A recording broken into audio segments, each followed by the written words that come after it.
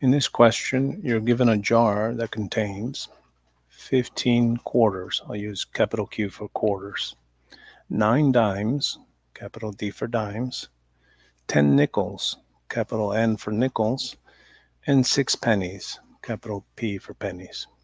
And so if we add these up, 15 plus 9, that's 24, plus this 6 is 30, and this 10 is 40. That's a total of 40 coins.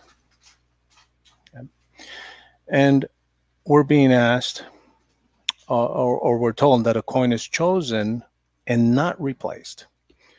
And then another one is chosen. Okay. So we are choosing without replacement.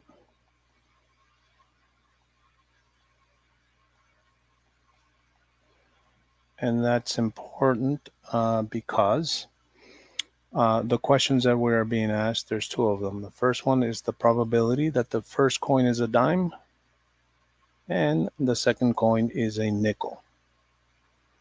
And the second question is the probability that they're both not dimes. Both not dimes. Okay. So in order to answer the first question, we're going to need the general multiplication rule. Because we are choosing without replacement, that is, that the events are dependent. The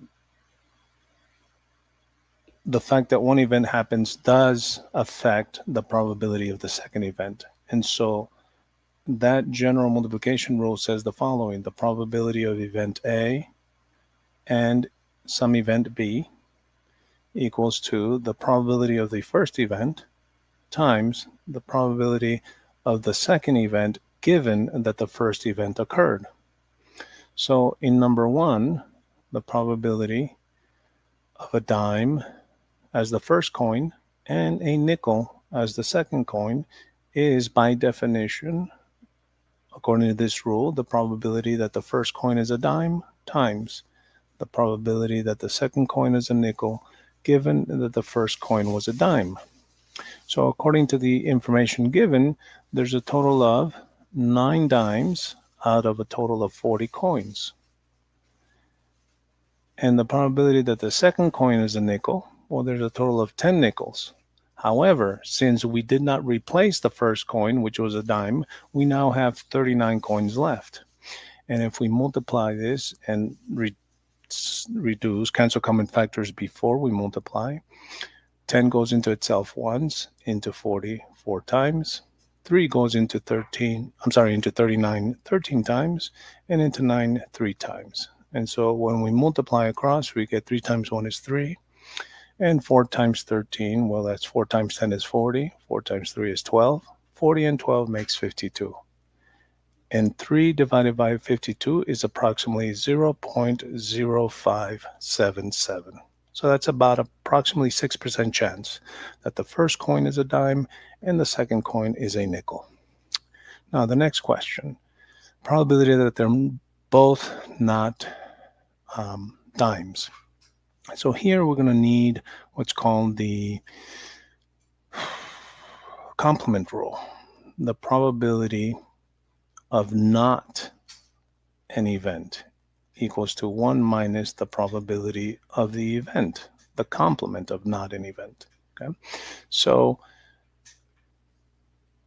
the probability that they're both not dimes must therefore equal 1 minus the probability that they're both dimes. And so that means that we have the probability that the first one's a dime and the second one is a dime. And so if we apply the general multiplication rule again, that's the probability that the first one's a dime times the probability that the second one's a dime, given that the first one is a dime. And so we end up with 1 minus probability that the first one's a dime. That's 9 dimes out of 40. Probability the second one's a dime, given that the first one's a dime, well, there's one less dime, so that's 8 out of a total of 39 coins. And again, if we simplify, 3 goes in here three times, excuse me, and into 39, 13. 8 goes in here once and into 40 5 times. So this becomes 1 minus 3 times 1 is 3, and 5 times 13 is 65. And so 1 minus 3 over 65, that's 65 over 65 minus 3 over 65, which is 62 over 65. And that is approximately 0.9538. So that's approximately 95% chance that both coins will not be dimes. Anyways, good luck to you. Bye-bye.